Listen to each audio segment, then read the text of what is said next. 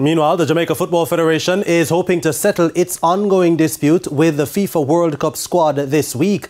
The federation is expected to meet with FIFPro, which is representing the players, this week after the senior Reggae Girlz engaged the Global Union for Professional Players to assist in the talks.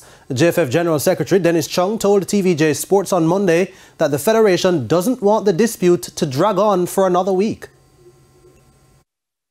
They had agreed initially that we could set up a meeting, but then they came back and said that they're not sure if it can happen.